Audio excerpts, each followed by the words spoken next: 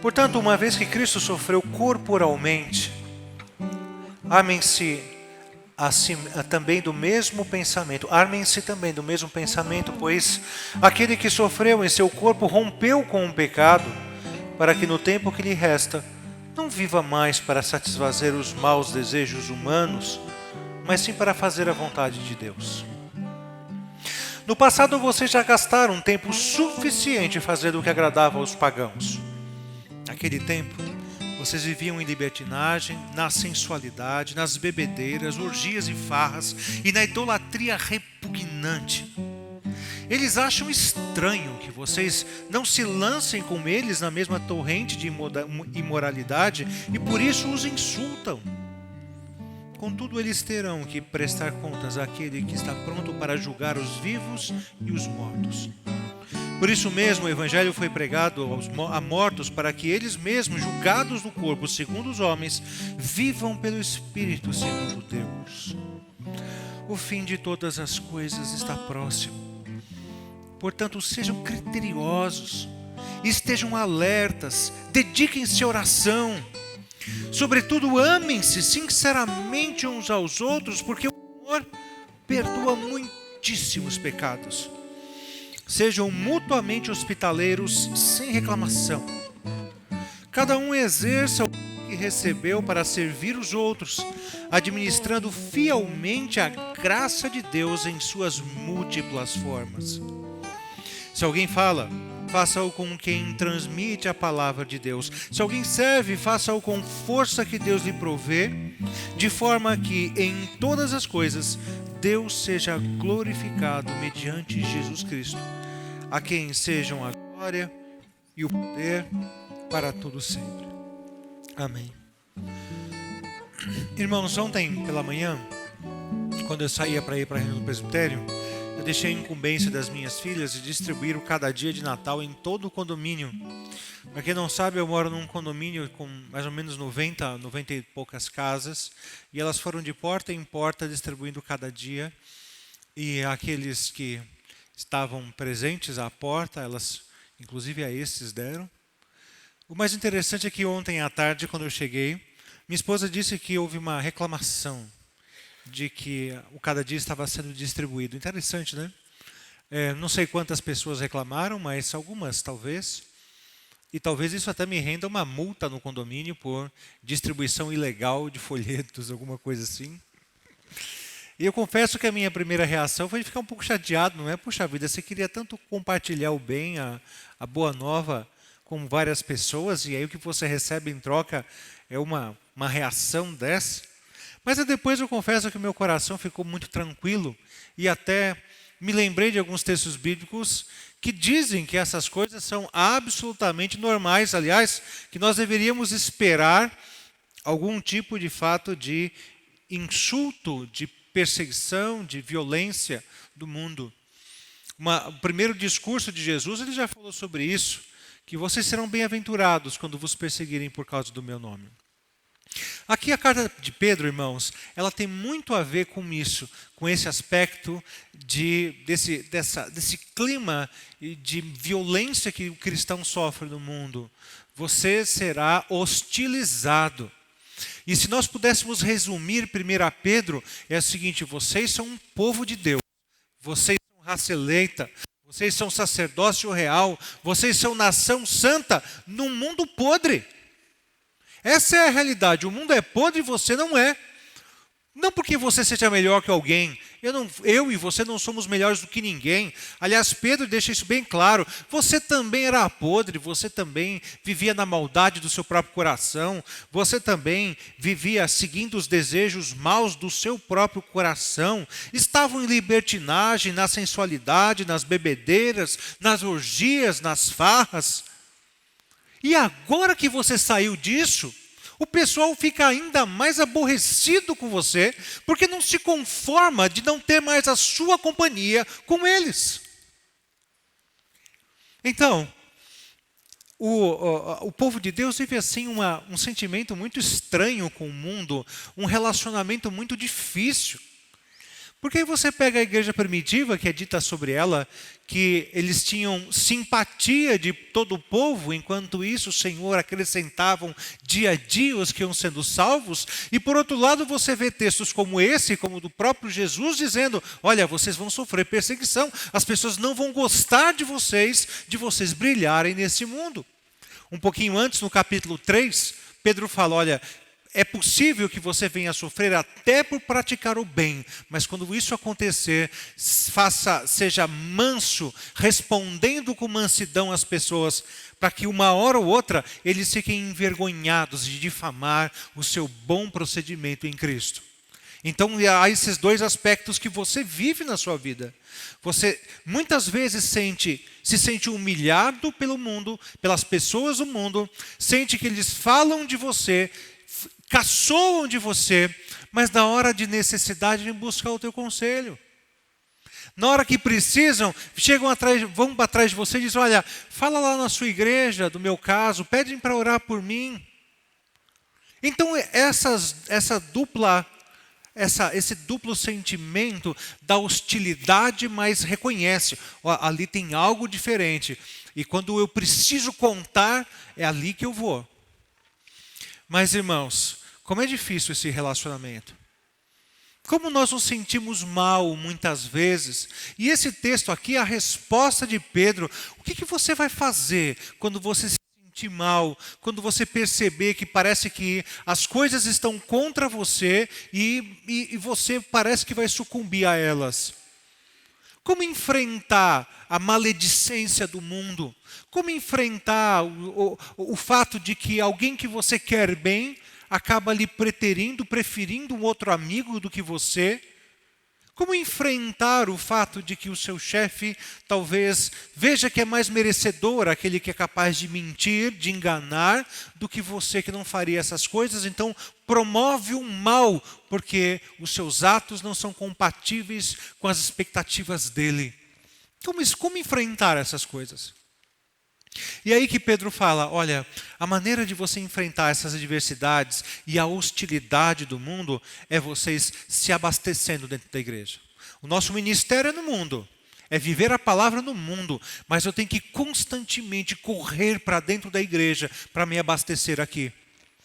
Eu tenho que ter uma conduta como cristão que vai facilitar a minha vida e vai me preencher interiormente para que eu consiga suportar a violência do campo de batalha, a violência das missões para as quais Deus me chamou, que é no mundo, que é no lugar da morte, da violência, que é no lugar inóspito, que é no lugar da falsidade.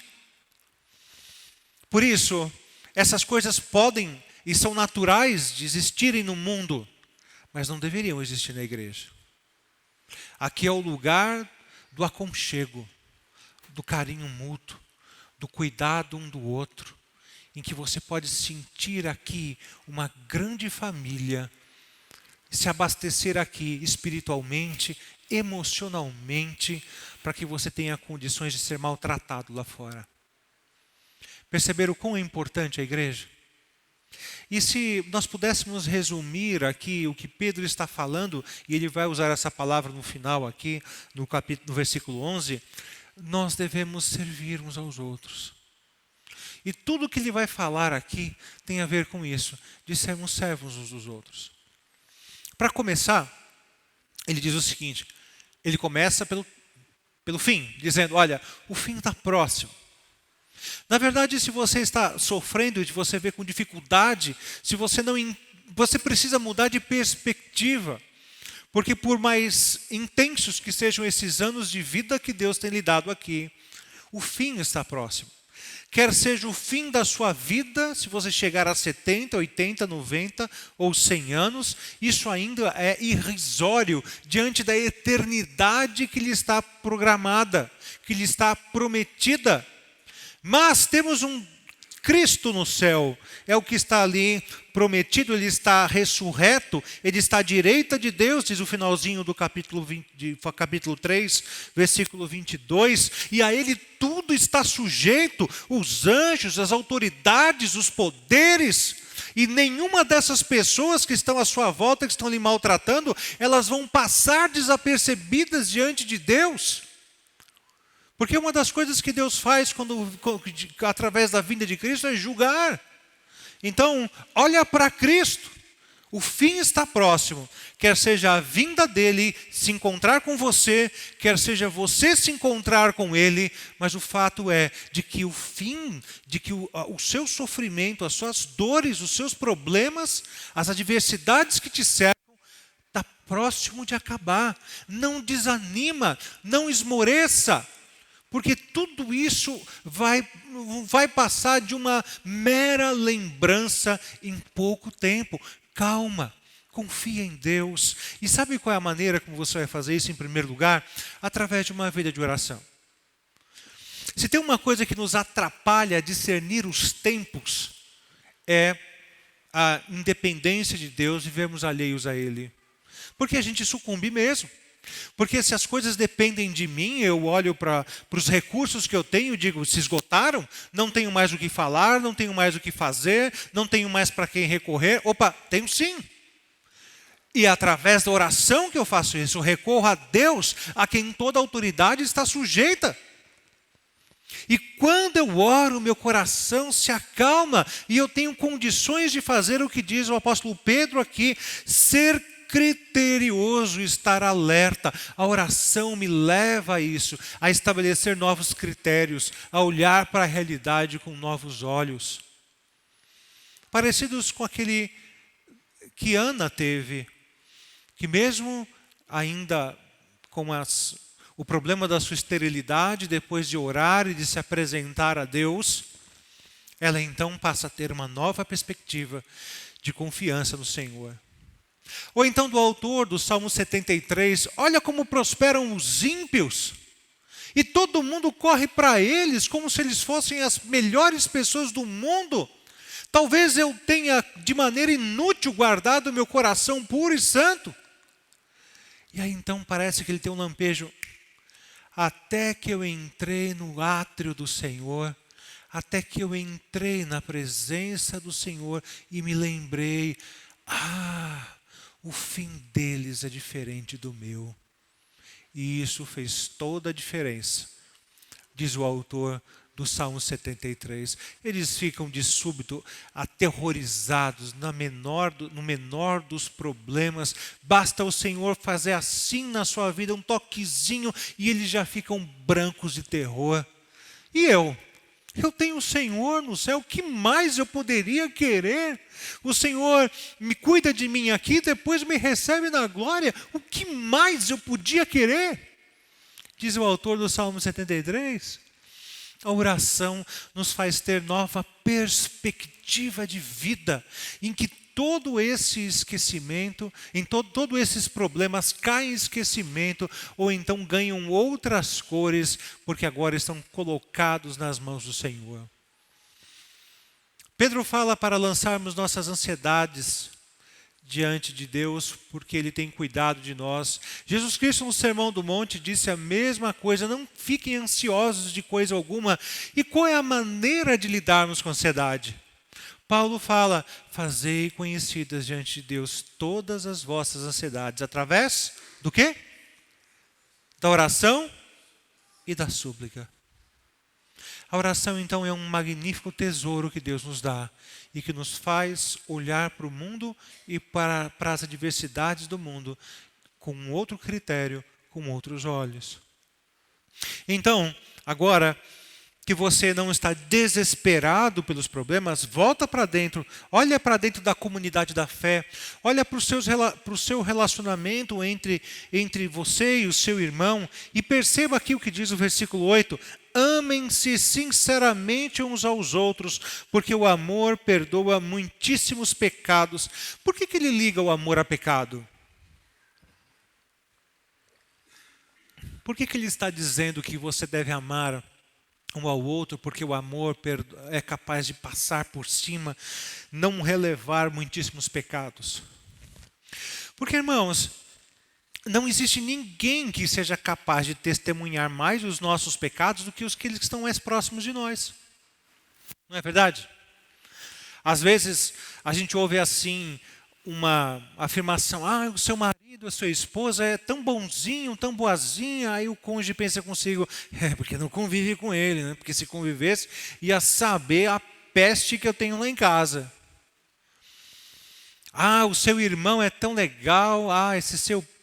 né? A pessoa próxima de você, e você pensa consigo: não é bem assim. Na verdade, irmãos, esse é o problema. Nós somos pecadores, e o que o pecador faz com mais frequência, no que ele é bom mesmo, no que ele é bom, em pecar. Ele faz isso com uma destreza, com uma competência. Ele peca, e ele peca bem. Não bom, mas ele sabe pecar, e ele peca com gosto. Nós somos assim, nós sabemos pecar. E quem nós vamos atingir? Os mais próximos de nós. Então, esse é o problema, né? Você vai, a igreja parece ser muito legal, muito boa, até você se tornar membro dela. Até você começar a trabalhar nela. Até você se integrar a um grupo e perceber que esse grupo não era tão bom quanto você esperava. Porque agora você está mais íntimo das pessoas e você passa a testemunhar os pecados delas. Mas o que você esquece é que os seus pecados também estão sendo testemunhados. A sua vida também está sendo exposta. Mas é muito mais fácil olhar para o pecado do outro do que do seu próprio, não é verdade? Para o seu próprio, deixa que os outros olhem, porque os outros também vão olhar. Então, o que Paulo fala? Você tem condição de evitar o pecado? É óbvio que todo pecado é evitável. Por isso, senão não haveria culpa. Eu não tinha culpa, não tive como evitar, então não há culpa. Mas sempre há culpa, porque ele é sempre evitável. Mas o fato é que, olhando de maneira mais macro, o ser humano peca. E aquele que diz que não tem pecado, diz o apóstolo João, não só é mentiroso, mas faz o próprio Deus mentiroso, porque é Deus quem assevera que todos nós somos pecadores. Qual a solução? É por isso que ele liga tanto o amor ao pecado. Porque vocês já me ouviram dizendo essa frase, mais limpo não é aquele que nunca se suja, mas é aquele que sempre se lava.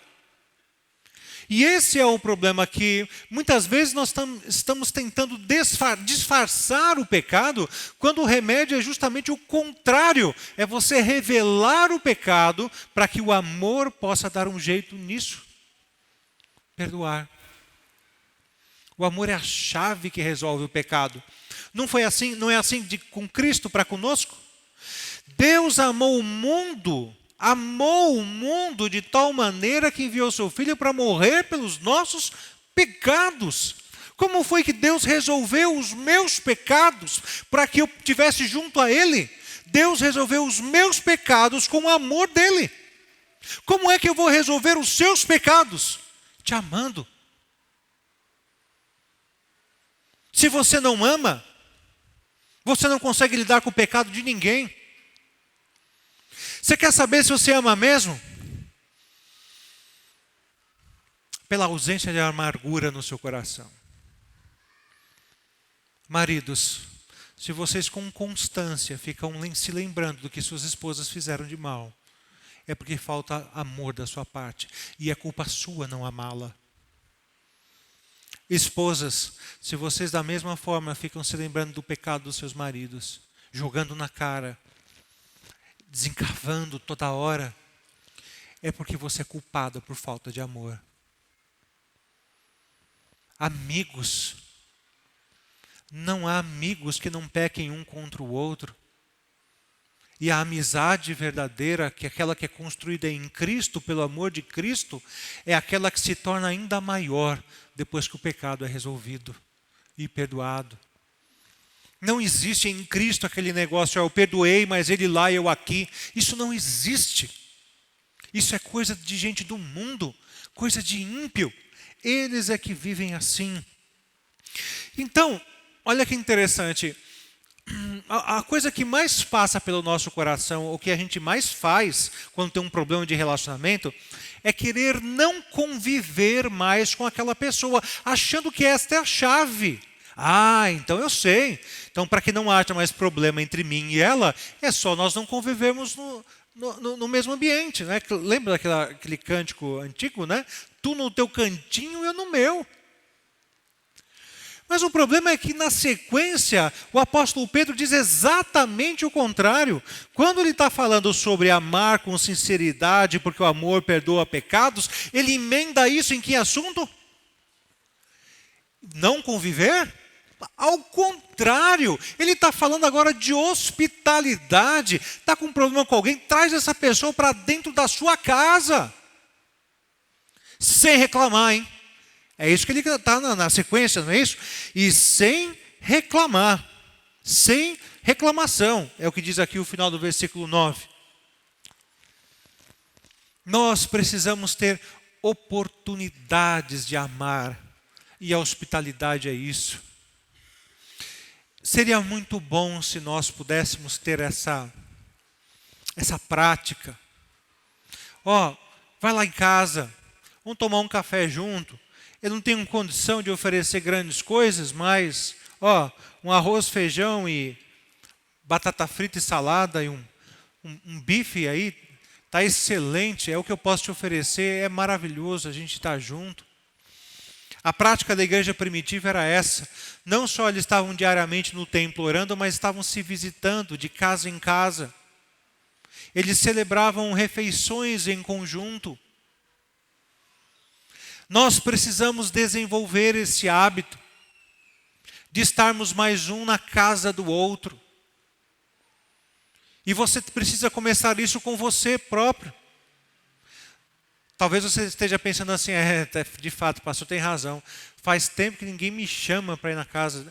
Mas e você? Quando foi que você chamou alguém? Quando foi que você procurou oferecer algo, trazer para a sua intimidade alguém de fora? Hospitalidade é alguma coisa que, lembra do nosso assunto inicial? Que nos abastece, que nos provê, que nos dá aconchego, que nos prepara para vivermos a vida lá fora, que é difícil, cheia de agruras. E depois ele continua aqui no versículo 10. Cada um exerce o dom que recebeu para servir os outros, administrando fielmente a graça de Deus em suas múltiplas formas. Uma coisa que eu admiro muito no apóstolo Paulo era essa vontade que ele tinha de se encontrar com os irmãos de longe. E uma das suas cartas ele fala assim, olha, eu não vejo a hora de estar com vocês, a fim de que nós possamos trocar dons espirituais. A expressão que ele usa é essa, trocar dons espirituais. Ou seja, eu vou lá para te servir enquanto sou servido. Eu vou lá dar o melhor de mim, enquanto eu recebo o melhor de você. E você sabe o que é o mais interessante de tudo? É que esse dom espiritual não lhe é inato. Esse dom espiritual não nasceu com você, e você não o desenvolveu a partir de uma competência particular, mas você o recebeu quando você foi convertido pelo Espírito Santo. Foi depositado em você um dom espiritual, uma capacidade acima das demais pessoas para executar melhor do que elas determinadas coisas. Qual é esse dom? Você precisa sabê-lo. Como eu conheço o meu dom espiritual? Botando a mão na massa, aproveitando as oportunidades. É muito interessante ver pessoas que às vezes estão procurando, né? Ver que elas tentam cantar no coral, depois, olha, talvez isso não seja a minha área, agora eu vou procurar dar aula na escola dominical, ou com isso eu me identifiquei, é isso aí.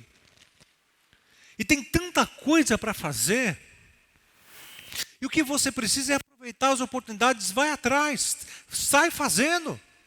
E uma coisa, uma hora, vai despertar o teu coração, vai te encher e você vai ter consciência. Ah, foi para isso que Deus me chamou. Foi para desenvolver esse ministério, foi para servir a igreja, servir o Senhor através do serviço aos irmãos nessa área. Dons espirituais, e tem tantos, por isso que diz aqui o texto, na multiforme nas múltiplas formas da graça de Deus. Servir os irmãos é servir da própria graça de Deus ao outro. Continuando aqui no versículo 11, ele diz: se alguém fala, faça-o como quem transmite a palavra de Deus, tendo em vista também de que o nosso falar, ele precisa ser todo ele permeado pela palavra. Vocês já viram quantas referências ao falar e o enchimento do Espírito Santo, e estar dentro da vontade de Deus, quantas referências entre essas duas coisas existem na Bíblia? Por exemplo, a Bíblia fala que as nossas palavras têm que ser temperadas. É dito também que nós não devemos falar palavras torpes. Eu não sei de onde sai a consciência de que não tem problema falar palavrão. Eu nunca vi isso na minha vida. A Bíblia diz: não saia da vossa boca nenhuma palavra torpe. Nenhuma palavra que seja escandalosa ou maldizente, ou alguma palavra feia que venha machucar, que seja digna de correção. É dito mais coisas, é dito que o cristão ele precisa estar sempre com uma palavra de gratidão em seus lábios. Já viram isso? Sempre dando graças a Deus. Ou então quando você canta, não são palavras sendo ditas num discurso, mas são palavras cantadas. Louve ao Senhor em todo o tempo, cantando salmos, hinos e cânticos espirituais, diz lá Efésios, quando fala sobre como nos encher do Espírito. Portanto, meus irmãos, a fala, a palavra, ela precisa transmitir o melhor daquilo que Deus faz. A primeira manifestação de Deus na Bíblia é falando. Gênesis 1:3, disse Deus, haja luz e houve luz. E Deus usava as suas palavras para criar, para trazer beleza, para construir, para edificar e para servir. Porque Deus não estava ali fazendo o mundo tão somente para si, para a sua glória, mas nesse processo de se glorificar, Ele criava o mundo para ser o habitáculo do próprio ser humano. Ele abria a boca e criava, e trazia beleza. E você? Abre a boca para quê? Qual é a sua inspiração, a sua motivação e o conteúdo daquilo que você tem falado? Então aqui ele está caminhando para um final.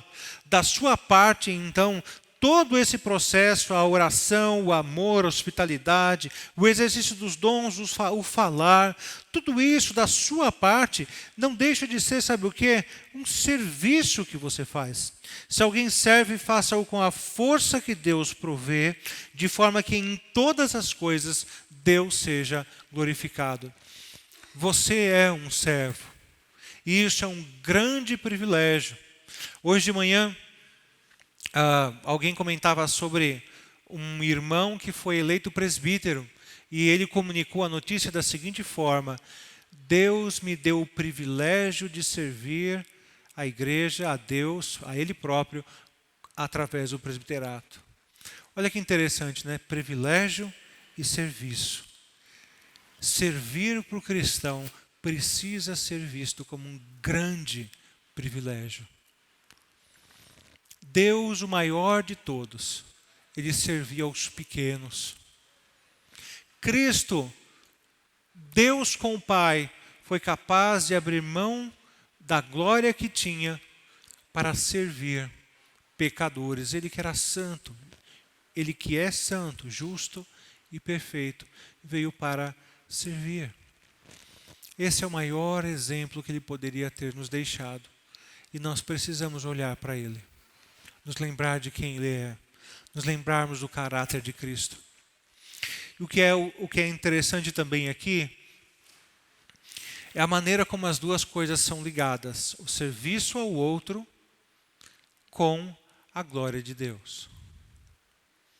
Quando você pensa assim, eu quero glorificar o nome do Senhor. Imagina só, você sai daqui desejoso de glorificar o nome do Senhor. Como você faria isso? Se alguém te desse uma ordem, ora, você precisa dar glória a Deus. Como você faria isso? Talvez a primeira coisa que passa pela nossa cabeça é cantar um cântico, não é? Vamos cantar um cântico. Levantar a mão, cantar um cântico. É legal, eu acho, pode ser, deveria ser, pode ser também.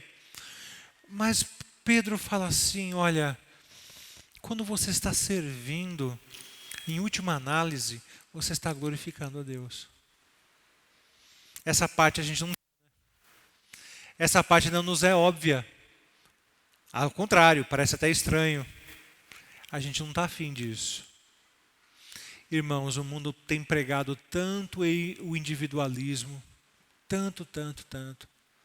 Olha para os seus interesses, olha para os seus problemas. É você quem cuida de você, mas ninguém zela por você. Se eu não cuidar do que é meu, ninguém vai cuidar. Não é isso que a gente ouve por aí? E a gente está imitando e tentando viver do mesmo jeito. Hoje de manhã eu vi que as classes da escola dominical estavam bem cheias, mas tanta gente foi embora, não ficou para o encerramento. Não ouviu quem eram os aniversariantes, não pôde cumprimentá-los nem hoje de manhã, muito menos durante a semana, porque na verdade nem ouviram, nem perceberam quem eram. Não ouviram sobre os avisos, sobre a distribuição dos cada dias que está sendo oferecido. Está perdendo a vida da igreja. E eu tenho convicção, eu não sei, nem apontei quem foi, nem sei identificar quem foi embora, mas eu tenho convicção de que você tinha uma boa justificativa para isso. Você devia estar pensando consigo, tem lá o almoço para fazer, preciso adiantar coisa, tenho necessidades, e está ali você deixando de viver a vida do corpo de Cristo para viver a sua vida sozinho. Vale a pena viver a vida sozinho? Quando Deus providenciou para nós um método maravilhoso, que é a vida da igreja. Irmãos com irmãos, dividindo cargas, multiplicando alegrias. Não viva sozinho. Não venha na igreja por sua causa. Ou pelo menos não só por causa disso. Venha na igreja para servir a Deus, aos irmãos. Você vai ver como você vai ser tão abençoado com isso. A gente quer que esse assunto, o serviço ao próximo, seja um lema para nós para o ano que vem.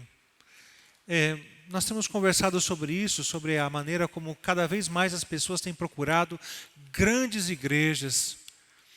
E eu sei que há coisas muito legais nas grandes igrejas, capacidades tremendas de fazer o bem, ação social, sustentar escolas, creches, asilos, quem sabe, propiciar o bem-estar social. As grandes igrejas têm aquilo que a gente chama de bala na agulha, né? Tem capacidade de fazer isso. Mas outras coisas que eu percebo também, irmãos, por outro lado, é uma comodidade. As pessoas não querem se voluntariar. E se elas puderem terceirizar o serviço aos santos através do dízimo, elas vão tentar fazer isso. Ou seja, em vez de ser eu colocando a mão na massa, eu posso sublimar isso ou cauterizar a minha mente com o fato de eu estar dando o meu dízimo. Então, que a igreja contrate alguém para fazer. Outro dia foi numa igreja que não era tão grande assim, devia ter por volta de uns 400 membros, mas tinha uns 8 pastores. E alguém comentava assim, a igreja está terceirizando o trabalho. Contratando o pastor para fazer o trabalho daquilo que deveria ser os membros. E está sendo tão difícil, cada dia mais difícil. Quem quer gastar o seu tempo preparando uma boa aula de escola dominical? Quem quer gastar o seu tempo vindo no ensaio do coral? Nenhum horário mais está bom para ensaiar. Domingo da tarde não é bom, sábado de manhã não é bom, sexta à noite não é bom porque é perigoso, dia de semana então é horrível porque eu trabalho o dia todo. Não tem mais disposição. Não existe mais isso. Quem quer ser diácono? Perceberam? E sabe qual é o problema? É que você está perdendo. Quando você deixa de servir, é você quem perde. Você deixa de servir não só o outro, mas você deixa de glorificar a Deus com a sua vida. Pensa nisso. Procure investir de você. Lembra do que Cristo fez. Nós vamos celebrar dentro de instantes a ceia do Senhor. Lembra de como Ele te serviu. Você não está disposto a derramar uma gota de suor pelo teu irmão, mas Ele derramou rios de sangue por nós. Ele nos serviu como jamais você vai ter condição de servir alguém. Lembra dele. Não se compara com mais ninguém, se compara com Ele. E você vai ver que, como eu, todos nós, sempre nos veremos como grandes devedores. Que o Senhor nos abençoe.